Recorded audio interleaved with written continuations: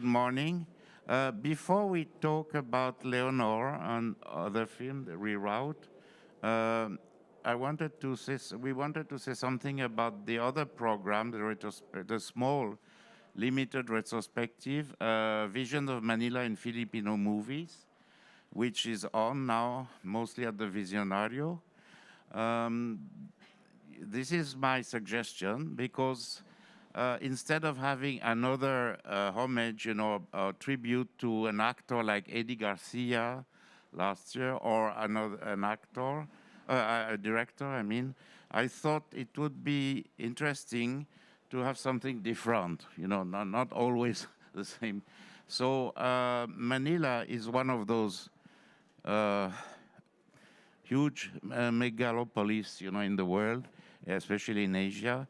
And then there are different versions of the city, whether you are a Filipino or a foreigner. And I thought it would be interesting to show some of the best films which really deal with the city as a character, not only a decor behind the characters. So, of course, the main film is Manila by Night, the Bernal's film, which finally we can show thanks to FDCP.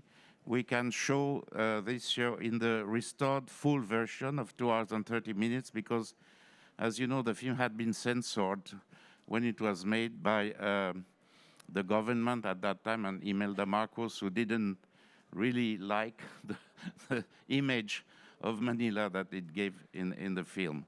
So it was heavily censored at the time, I believe, for sex and drugs mostly. And then the title was changed like City After Dark. Yeah, so that's the main one. It was screened last day, the morning, in the main theater. The other films, actually I wanted to have 6 or 7 films, but due to technical problems, as usual, some of the films, they still exist, but in a very poor technical version, very difficult to digitalize, to subtitle everything. And so the 2 films we miss here, and it's a pity, is one by Mario Hara, the famous director and actor, Babae sa Breakwater, The Woman on the Breakwater, which was shown at the time, I think 20 years ago exactly, at the Directors' Fortnight in Cannes. And I know there's still a print with French subtitles, but we couldn't find the producer. I think the producer was a private businessman at that time.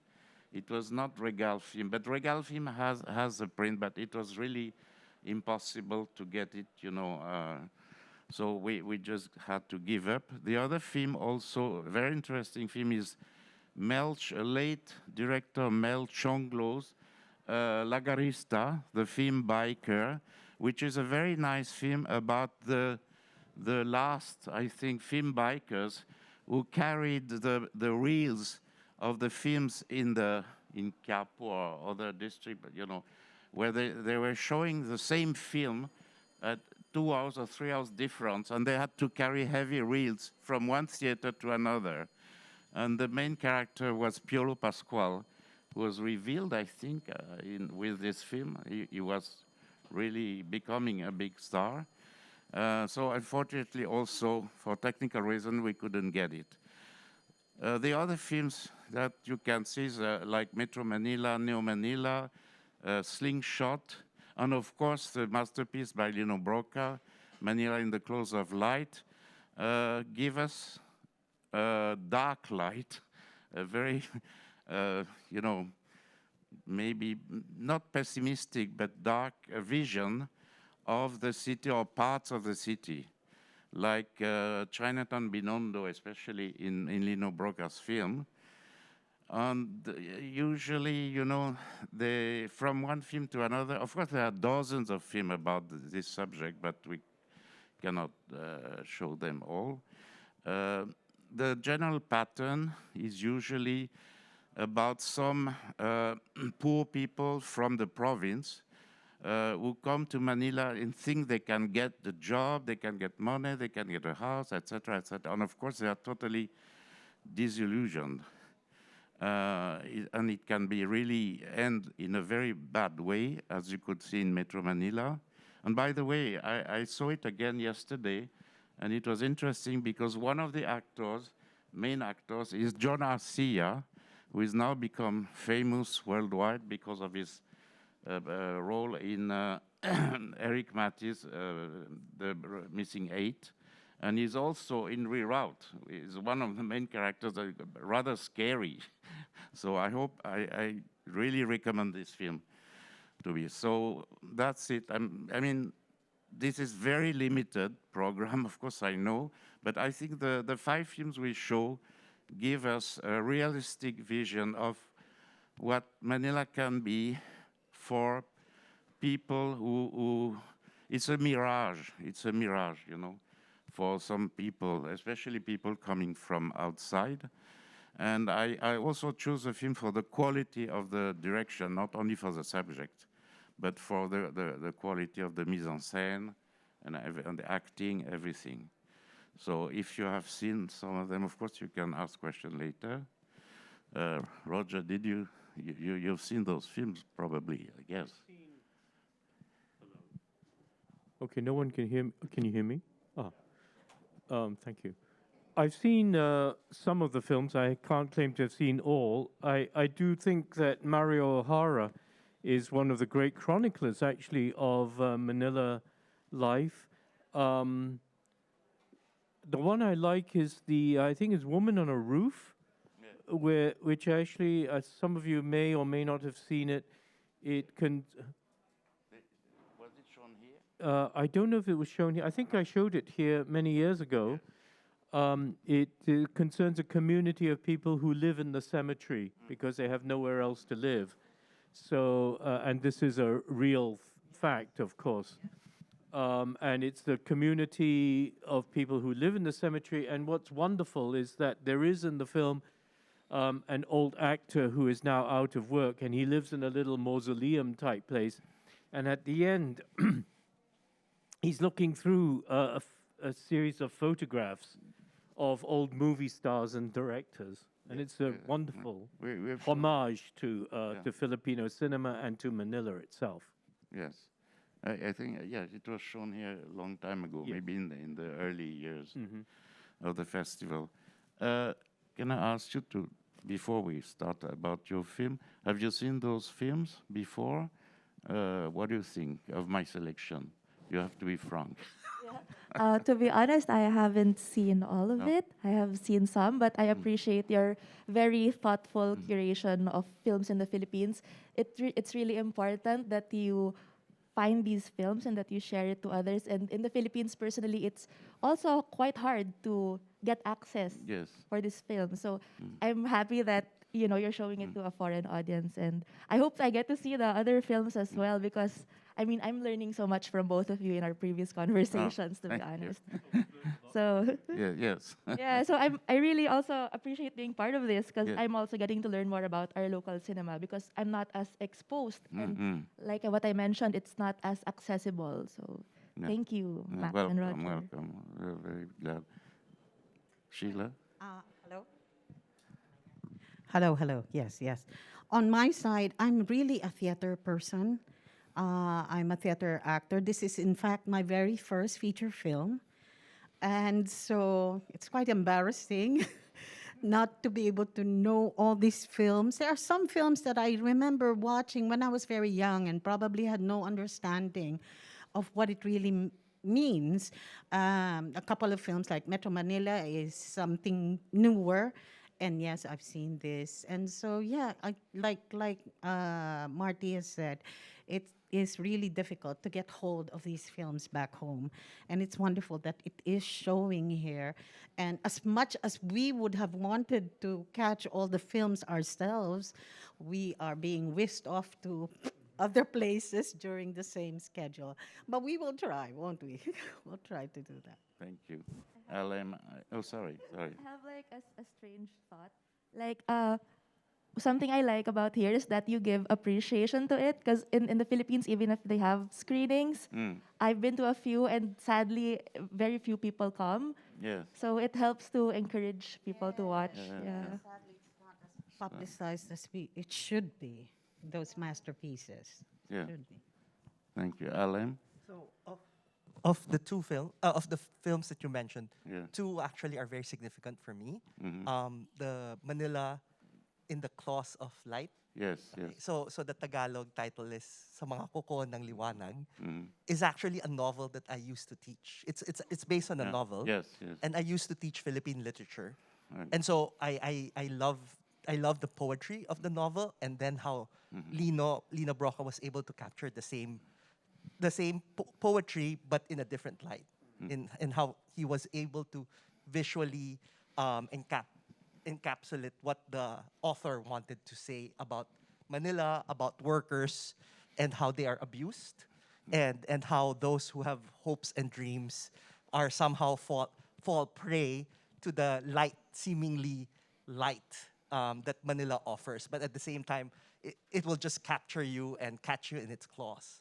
So essentially, that's what Manila in the Claws of Light is. And I think it's showing this afternoon at 4. Yes, yes. And then the other film, Manila by Night, is actually an inspiration of my director, whom we will be filming this July. The title of the film is Some Nights I Feel Like Walking. And basically, my director wants to explore spaces and how today's youth, or at least Manila's youth, somehow could not find these spaces. Like everywhere they go to or they turn to, seemingly society turns them away, or they're not welcomed. And which I feel that Manila by Night is also somehow talks about these issues. And somehow, after all these years, it seems that we haven't really improved that much, as a society. And so we would like to capture that, and then the visuals also of Manila by Night in our film. So that's why these two are very significant for me. Okay, very interesting project, yeah. Thank you very much. Any question about this program, Vision of Manila, or no? Okay, I for those who haven't seen Manila in the Close of Light, I strongly recommend to see it today, this afternoon, yeah. Also, two of the films are, 50 years old, roughly, the 70s, and the other film are more recent, but we can see that, the 2000, like 10, 15 years ago.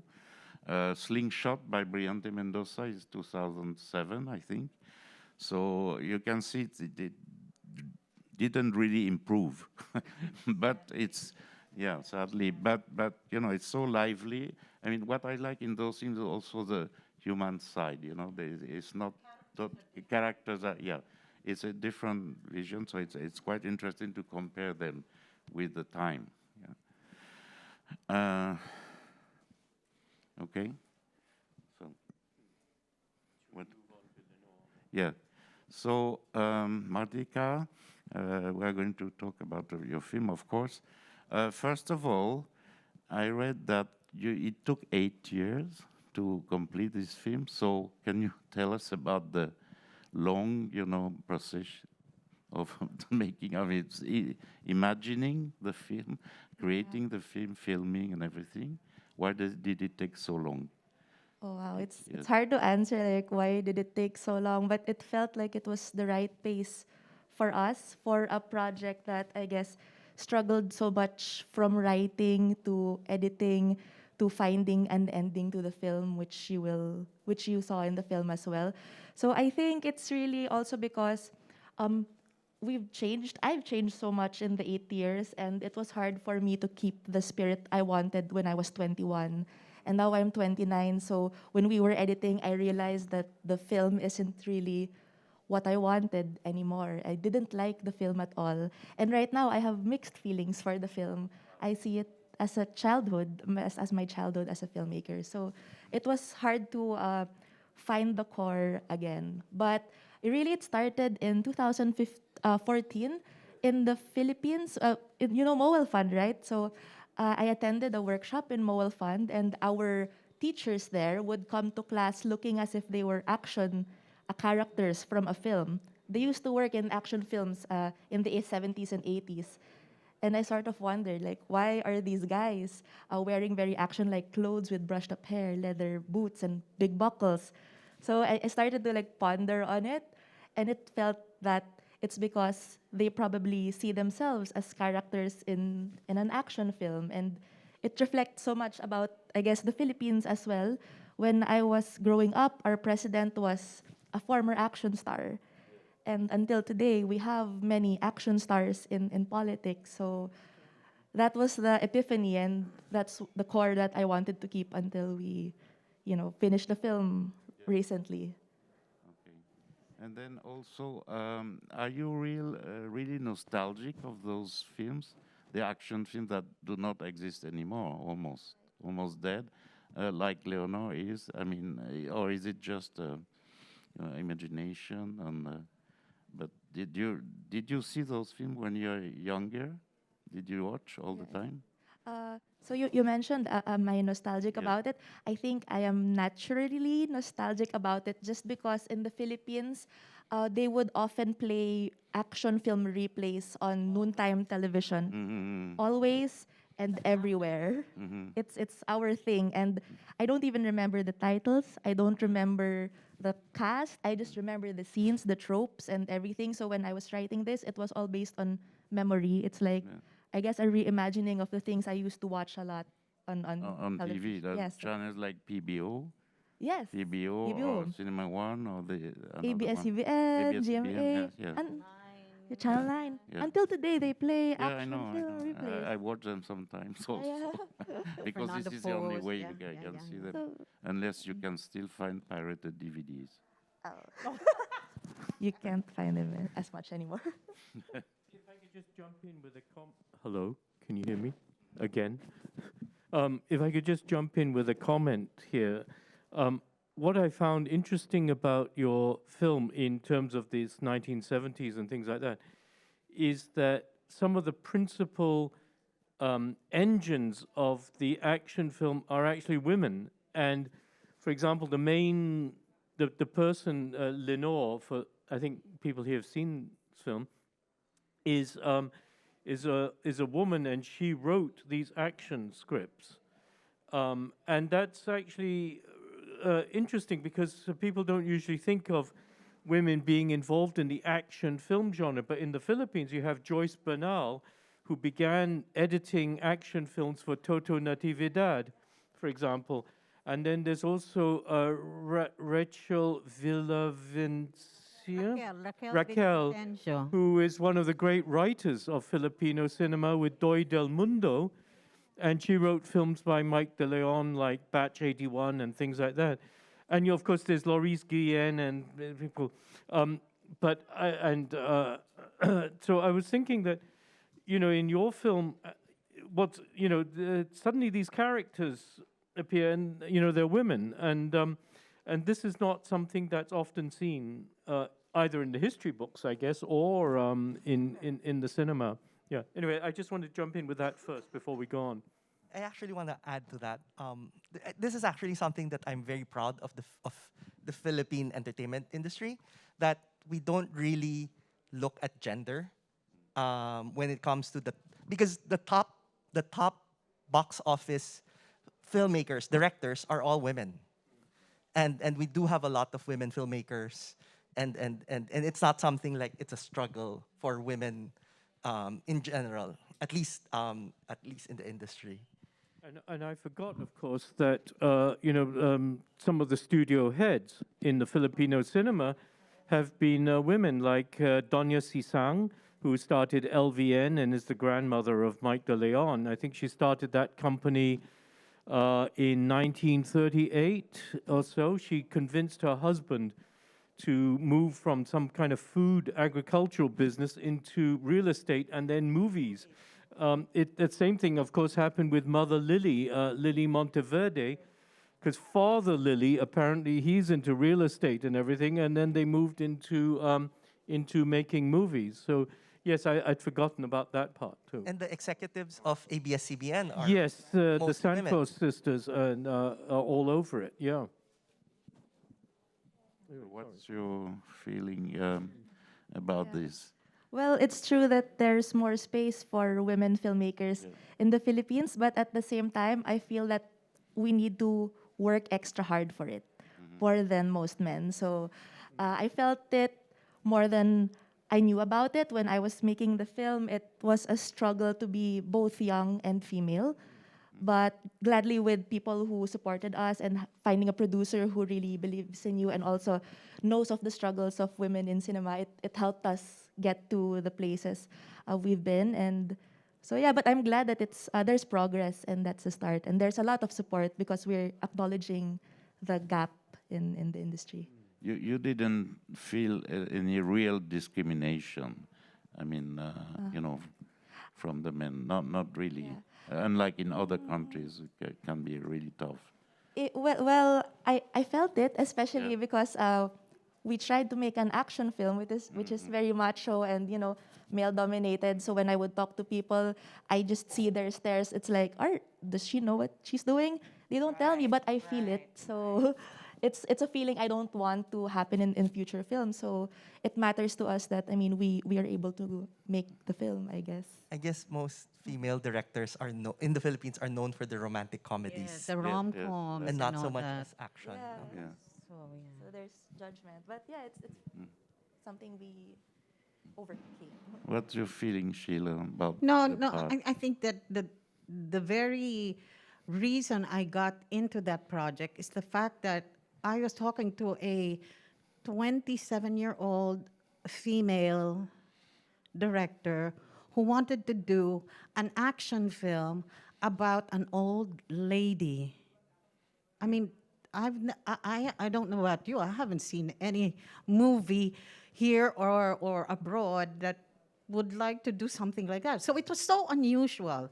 So I'd like to describe the whole experience, and even the film is such an unusual, unexpected in so many ways. Unexpected. So you come in, you watch the movie, oh, okay, it's about a writer. Okay, that's not so unusual. She's a writer. And so she writes, she writes about action films. A woman in the 70s writing action films. That's unusual. All right, so she has problems. She meets an accident. Everybody can meet an accident. Oh, she meets an accident because this television thing dropped into her head. That's unusual. That's unexpected. She makes her movie. She revises her movie as she is in a comatose. So unexpected and so unusual. And it was so mind-boggling. I was so attracted to it. And this sweet, young 27-year-old girl dared to go that genre. And of course, I'm now surprised that our ending is actually, it's about a filmmaker who wants to make a film and needs to end this movie. And how do we end it? So it's all this wonderful, unexpected, unusual event. So I don't know if you can really put a genre. Oh, it's an action film. It's not an action film. It's a relationship. It's working. It's a love letter to cinema. So I guess that's something that's really wonderful about the whole experience. Thank you. Martika, I wanted to ask you also a very precise question. I mean, Leonor is, in the beginning of the film, which is start the whole thing, is hit by a TV set. Isn't it highly symbolical? What's your idea of, suggesting that TV set can start Well, everything? the TV set falling on her head is like a symbol of waking up in a world that she wants to be in, because she's sort of obsessed in her imagined world, and I think that's the most literal way we can show it.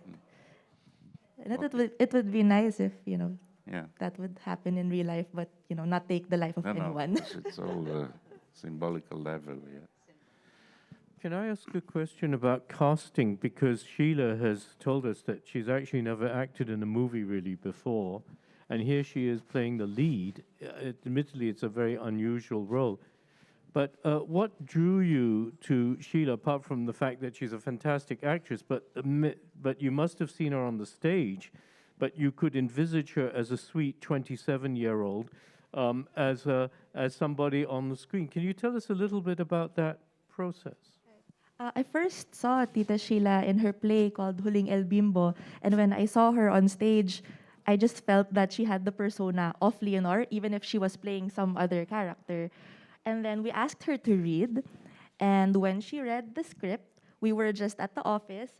I felt that she brought the character to life. And usually that's my basis in casting. If they read and they feel real, it means that they're right for the project. And she felt real in an instant. So that's why she's here. And she's been like the best ally throughout the whole process. Like what I mentioned before, we work very closely with each other, the entire team, from the producers to the actors, down to everyone, all the departments. So yeah, it's really, I don't know, a good journey for us. You know, in a lot of film projects, filmmakers are under pressure to cast name actors, particularly in the fundraising process. Did you come under that sort of pressure, or, because there does have some action film elements, were you under pressure to, put in some name people, names to a cinema audience, that is? We didn't have that pressure because from the very start, we knew that our project was small and that it was personal and that it would involve us, how do you say it, like giving our own money and time and effort for it. And I never saw it as like a big film. It also makes me uncomfortable to work in like bigger settings, studio settings with celebrities that are like really hard to, inaccessible. So I guess it's the nature of the project. It felt like a big friendship film, like how I would describe it. That's why we didn't have those pressures. But we didn't have money as well, so of that course. was yeah. That's always good. But of course now your two main actors, of which Sheila is here, are now internationally known. Yes. So that's a good payoff, isn't it? No, the whole experience really was a big surprise for all of us. Marty here just really wanted to do her film and one day have people watch it in a cinema, in a proper cinema, with all the Netflix and all that. So I said, so are we coming out in Netflix? No, Tita. I just want people to watch it in a proper cinema, a proper theater. And that's all we wanted. Yeah.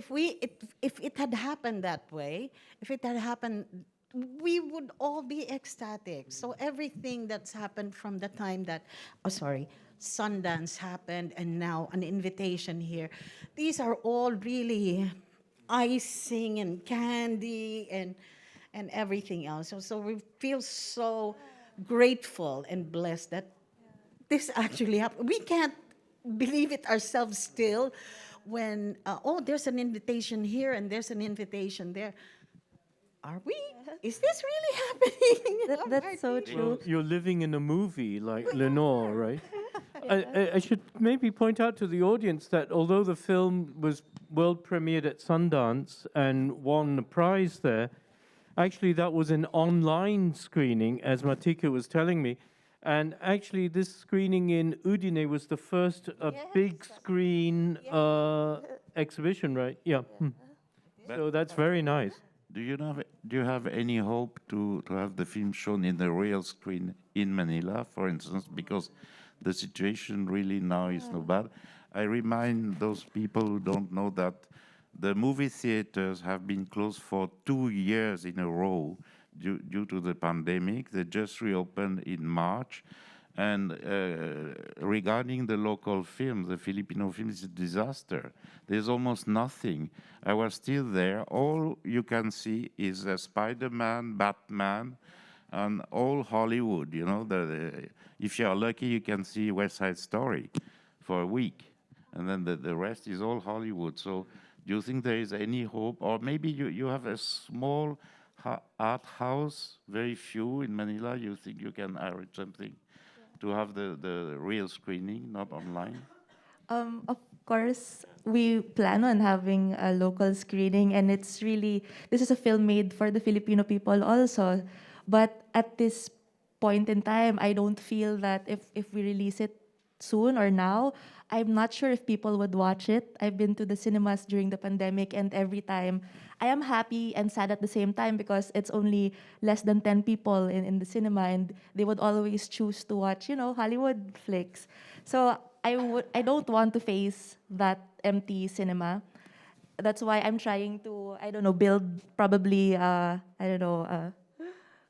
to be noticed before screening in the Philippines so people would be more engaged to come visit the cinema. So perhaps, perhaps at the end of the Curious, yeah. year, we would. Yeah. Cross fingers, huh? Yes. Okay. Thank you. Maybe we can move to Alem. No, I just Yeah. want to add when okay. I remember Martika and her producer Monster were posting that we're filming the finale. So we would like to invite all our friends to come on set. And so which we did. We actually went to her set. So we were in the finale. And I would like to thank Martika for fulfilling my mom's dream of me becoming a doctor. Because somehow I became a doctor in her film. I didn't even know. I think it was like, oh, you look Chinese. Okay, be a doctor. That's how I got And the a role. doctor vibe. Yes. And so we were there on on her finale set. So almost everybody on that set are actually filmmakers, independent filmmakers. Yeah. Thank you, Alan, for being there. You're in the cut as a doctor. Yeah. So I only knew when a friend from the US, are you the doctor? Oh my God. Yeah. So that's the only time I knew. Oh, I made the cut. Yeah, you're also telling them that we really depended on friends and family since we didn't have budget to find a crowd and fund it. So you're the healing doctor. So we can move to the other film. Unfortunately, one very important director is not here to show his films. Is Eric Mati, because he's shooting non-stop, also for streaming. I mean, most of them now. And I hope some of you have seen The Missing Eight the first day, and of course Rabid yesterday morning, which is a very original horror movie from a very versatile director. But unfortunately he couldn't come. And then also Lawrence Fajardo, the director of Reroute, the same situation. He's shooting non-stop for Viva Films, for streaming. And this film, I was really surprised when I saw it, because it's quite different from what he did before, just before. And this is another experience, right? Also because it's black and white, not color, on the subject. Is it an original subject? I forgot. Or is Yes. Yes. So can you tell us something about that? Don't miss the film. It's really good. So actually, I just want to mention that since all the cinemas are closed, Yes. a lot of the production companies have started making or improving their streaming sites. Yes. And one of the companies that I'm representing is Viva Films. And that's where a lot of the Yes. filmmakers now are actually earning a living because they're given an avenue to make their films, albeit with a very small budget. Yeah. So in this case, Lau or Lawrence Fajardo, who is known for his genre films, he has done some action films and some thrillers, did this. And I too was surprised that it was in black and white. And I was surprised that a mainstream studio like Viva would allow Lau to make this film in black and Different white. But I kind, think yeah. that's his vision. And I'm so happy that the studio entrusted Lau to make this film. Good. And so the film has been shown already on streaming, right? On streaming, but not yet in cinemas. Not yet. So like Martika, this Yeah, will be yes, the first time hopefully, yeah. that the film will be shown. I on the think big screen. most of the directors nowadays, even big names, they do make film for streaming. Like Briante Mendoza. Yes. Briante Mendoza is doing different kind of films, more genre now than what he has made before. Because that's the only way. That's the only way, because there's almost no hope in the cinemas. It's really terrible. So can you tell us something about the filming? Where were you on the set? No, I you wasn't. didn't But go. I think Where was it shot? It's I think it's in one of the. It's not very far. It's one of the suburbs. yes. Um, uh, near Manila, but it's not exactly in Manila. But it looks very far away. in the Yes, I film. think it's It just looks a like matter the, of you like know, finding remote. the remote place, and I think they built the set there Yes. to make it fit the role. But I think what made the film quite powerful are, as you mentioned, are the actors. Yes. They especially with John Arcelia, who as we all know is quite versatile. That he can be either a good guy, or in this case, a very mysterious Yes. antagonist. And he was able to play with that with this like with the mental illness or some sort of derangement, and bring it to light. But I also like the other actor who's also known, who has appeared in a lot of independent films. Yes. In Sid Lucero was Yeah. also part of the cast. And then I think the women characters, they're a revelation for me because they're quite new. Yes. And they were able to match these two veteran actors. They're quite good. They're quality, quite good. Yeah. So, and I think that's kudos to Lau, who's able to draw these from his actors. Good. Maybe you have any questions for Martika and Sheila about the films, her film? Yes, please. Thank you guys for coming down here all the way from Philippines. It's a really good film. I saw a lot of standing ovations actually from sitting at the back. So people were standing up and clapping. So yeah, I really enjoyed the film. I wanted to ask, because you mentioned that this movie was 8 years in the making, which means that probably you conceived the idea of Leonor Will Never Die from your early 20s or maybe even 19. And I'm wondering, how did that start? How did this idea come about, and how did you slowly develop it into something so mature? Thank you for that question. That gives me a lot of pressure. Looking back, when I try to think about where did this all come from, I think it's really because how I see life as one really big and long film. And how I think I've mentioned this before, how I think that people in general try to make their next best decision based on what they want their lives to be in the future. So I think it's all about writing our own lives and wanting to make a good film out of it, in a really silly term, I guess. So it started from an existential crisis. Like what should I do in my life? How do we write this well? So yeah, thank you.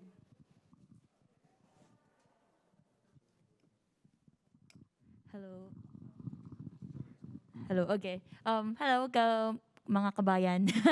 Okay, so Yes, I have two questions actually. I have a question for Leonor Will Never Die, and I have a question for Sir Alemberg, and especially for Viva. But first, I'll go with Leonor Will Never Die. A while ago, you've said that the film has this mystery, like there's a curious kind of vibe. Miss Sheila mentioned it a while ago. I'm actually curious because as a Filipino, it's really hard to see a trailer for Leonor Will Never Die. Like there's like a limited, very mysterious kind of intentional promotion. Like you're not really putting it out there. Like what is Leonor Will Never Die? How does this work? Like you as a director, and I think especially you still have a say on how the film is being marketed. How do you think this mysteriousness helps you to like get the attention of people to watch Leonor Will Never Die? I'm not sure how to answer it. Like we don't have a trailer because we couldn't settle with the trailer. For the title, we couldn't settle with the title. When we got invited to Sundance, it had a different title. And like weeks before, I asked a favor, could I still change the title? So it's really more than a mystery. It's me not knowing what I really want for the final thing. So even after watching the film, it feels like I want to revise it again. But yeah, I guess it's like life. It's a never-ending editing process as well. So yeah, it's good that you felt that it could be a marketing strategy. I think it was unintentional, but I think it's working for us. People are very curious about it. Uh, I remember back home when we Sundance was starting, so we would put out whatever we had out there. So everybody, oh, it's a horror film. No. You're a deranged killer. uh, maybe. So I think, yeah, it's worked to our advantage in a way. People have become very, very curious about it, and so when they watch it, I think there's a wonderfully pleasant surprise. Oh, I see. Or maybe, oh, I have to watch that again. No. May I That's ask what was the first title of the film? The title. It was Return of the Owl, Yeah. and then it was Bird Eyes, which was the title for Yeah. Sundance, and then weeks before it was changed to Leonor Will Never Die. So, Okay. yeah. Thank you. Ah, yeah. For Alan. Okay. Hello. Now this is a question for Mr. Alemberg, because especially with Reroute, because I know I've seen it in Viva Max, and I'm actually very much surprised, and also like it seems interesting that there's a mainstream film that's included here, especially this is a popular Asian cinema festival. At the same time, you know that back in our country, there's already like a lot of prejudice towards the platform, especially like people have mixed sentiments of like what is being released in the Philippines. But at the same time, we know that it's the only way that the industry can now survive. So with how you have worked with Lawrence Fajardo, because I've known him for his very social commentary filmography, and yet he can still mix it with being much getting the attention of the mainstream audiences. How does Viva like right now, what are like your plans or somehow the things that you want to send it out there abroad, especially now that we have other directors who can mix social commentary and at the same time like tick the boxes of a mainstream cinema? Yeah, actually, one of the things that I am like quite happy with how the programming for the Far East Film Festival is that they don't look at films, oh, this is a mainstream film or this is an independent film, because they have programmed other, shall we say, mainstream films in Far East, in Udine, like Miss Granny, which is one of the bigger hits in the Philippines, and I know they also did like an Ann Curtis, Chris Martinez directed film, which was shown here. So they don't really, I don't know if the term is discriminate, or they don't really choose based on whether it's a blockbuster in the Philippines or not, but rather on the quality of the film. And so that's why I'm very thankful for their programming. With Viva, I think, I cannot speak for the management, but from what I see is that they actually give quite some freedom to their directors, especially if the directors have proven themselves.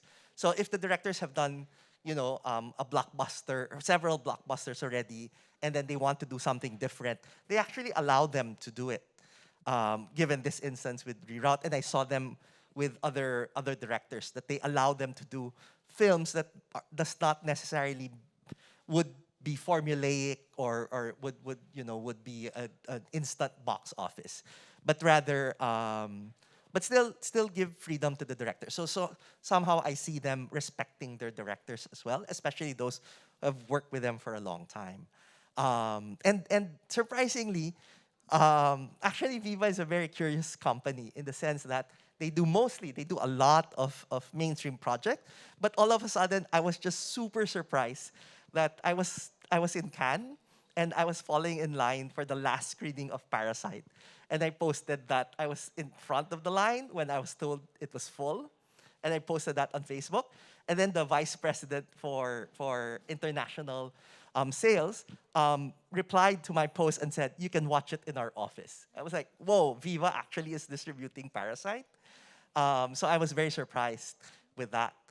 So I guess somehow, for some reason, they have this touch, like they actually they also choose and work with non-blockbusters or films that are not assured of blockbusters.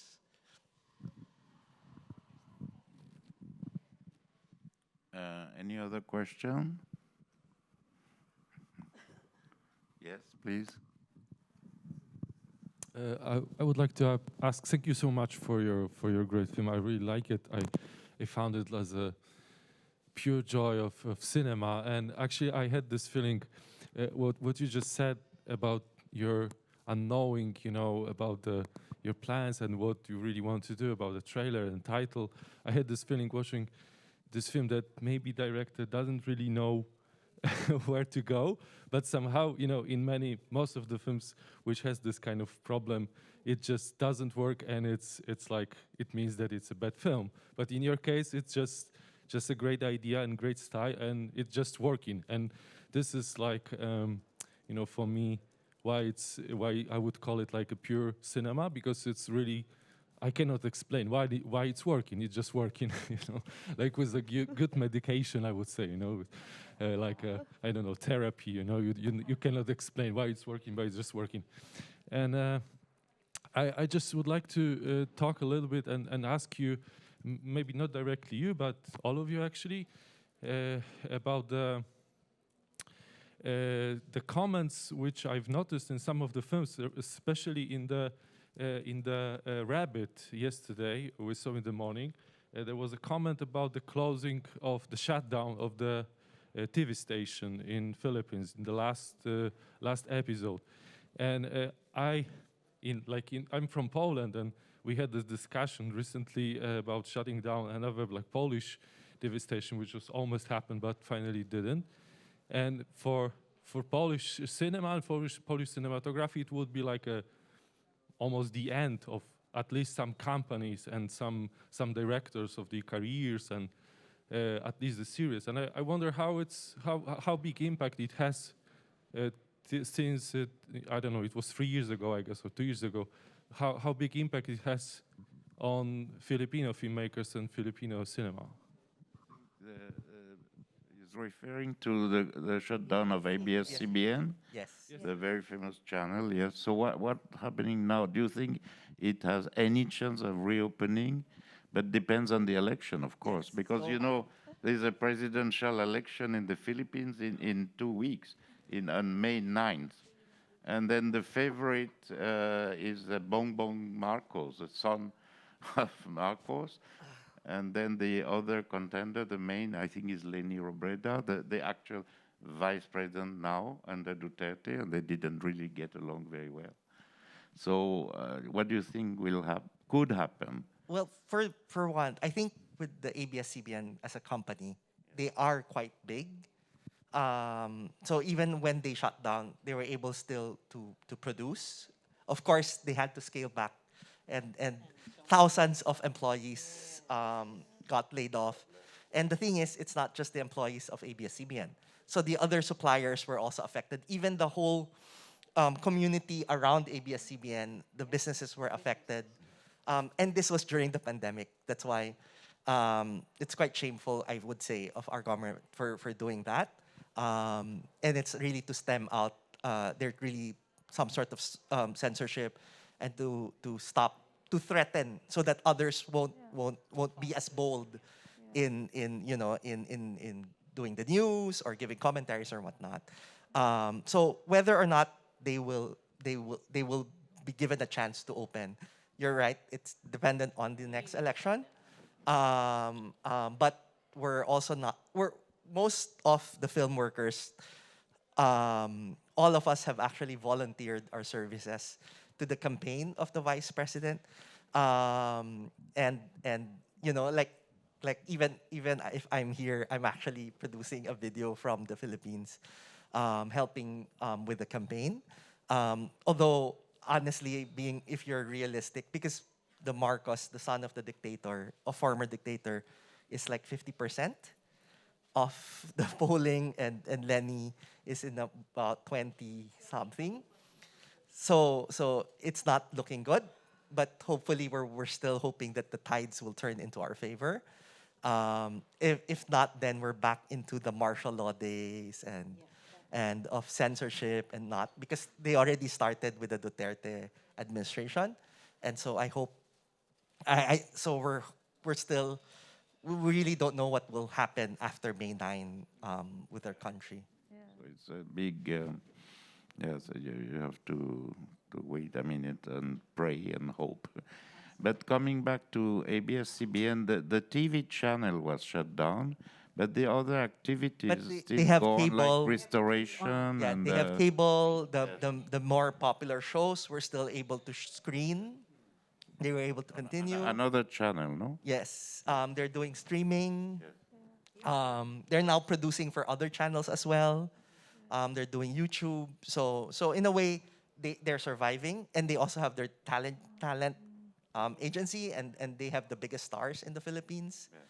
So Star Cinema is still alive, I believe. yes, they're right? still doing Star film. Cinema is owned by ABS-CBN, and they are one of the largest producers of feature films. Yes. With big stars like Sharon Cuneta, I think, and Yeah. people like that, and they are still alive as a studio, I think. Yes, and they actually have they're now producing the first Filipino series that will go on Netflix. That it will be on Netflix a few days before they show it in the Philippines, and it's by the two top teeny bopper couple in the Philippines. So they are looking for ways. I guess in a way, everybody in the Philippines was forced to adjust to streaming because before the pandemic, hardly anyone was going into streaming. But with the pandemic, everybody now started developing. So I guess in that aspect, it's a good way to look at it because of it bodes well. Like it forces everybody to modernize and to upgrade whatever they're doing. But can I comment? Like, I think the real struggle is really for the workers, right? Because there were around, I think, 11,000 workers from ABS-CBN who went jobless after it was shut down. So as a film worker, I would receive messages from people I used to work with. We don't have money to buy food.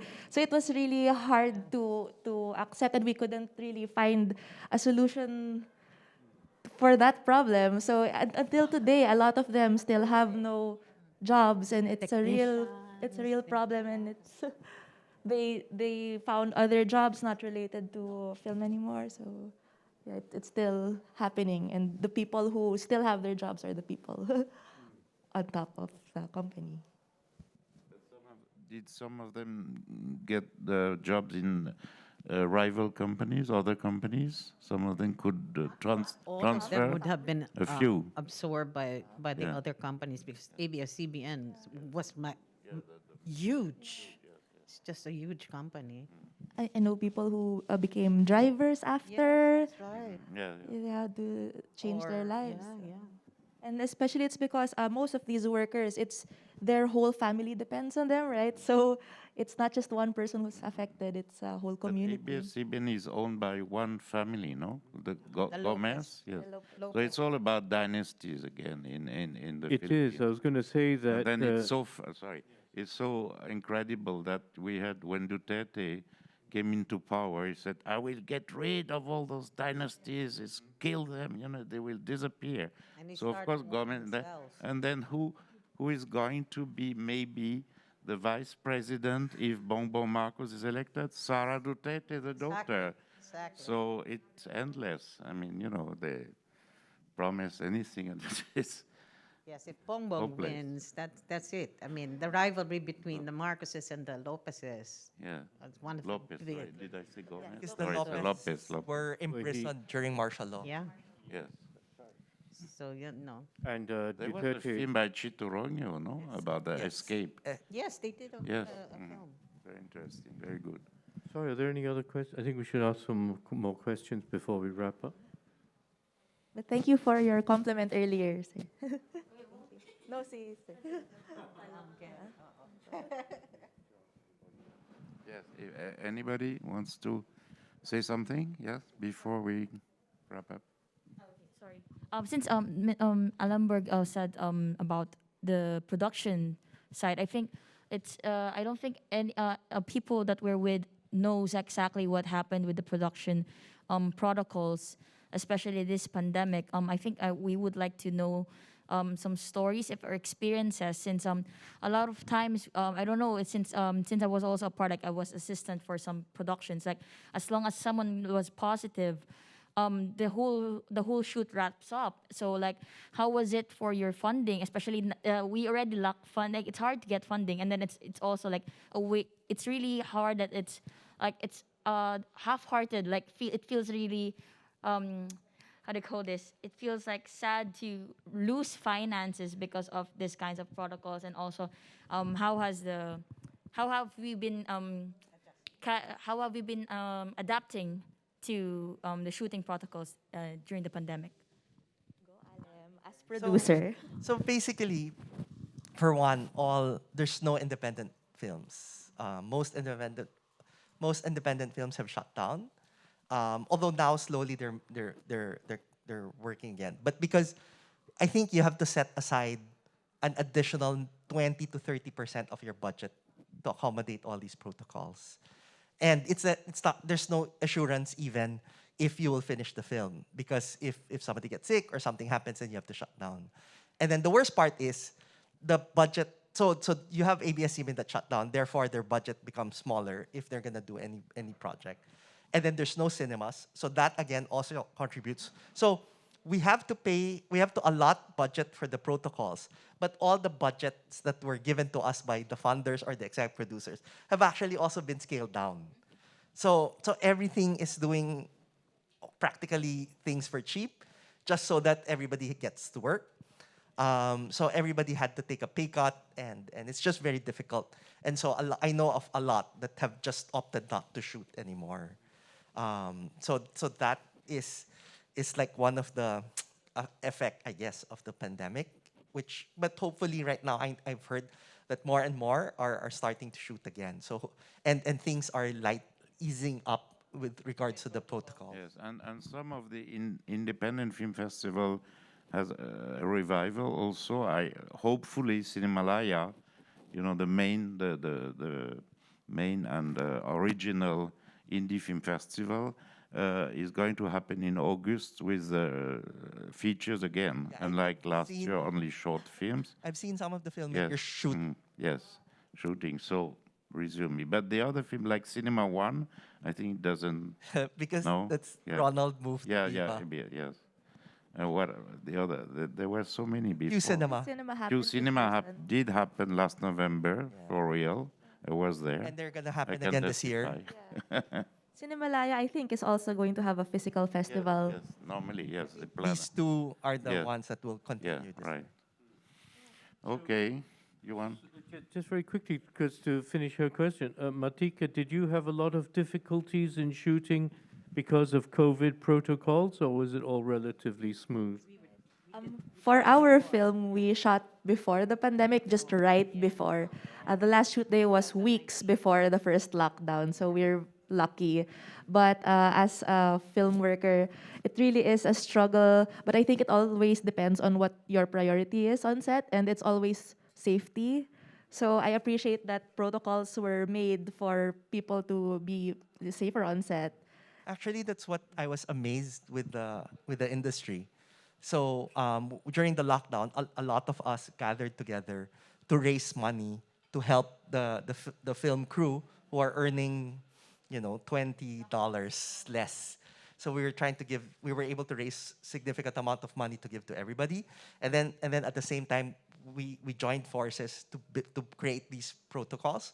So we had a representative from each department, the assistant directors, the production designers, the production managers, everybody contributed in creating this so that everybody is happy with the protocols that were set. True. Super thank you, Don. I think one of the most important protocols implemented now is the shooting time limit. Because in the Philippines, we're used to shooting for more than 24 hours. Yes, so that's one day, more than 24 hours for us. And now it's maximum 16 hours. Yeah. So for us, 16 hours is actually already good, which I know in other countries it's still not. Okay. Okay. Any other question? No? Okay. So thank you so much for being here. Thank you for your film. And I hope we meet again in Udine or another film festival. thanks again for your contribution and coming all the way to Udine. And Thank thanks to you. FDCP too. Thank you so much, Max, Roger, and everyone. Thank you. Thank you.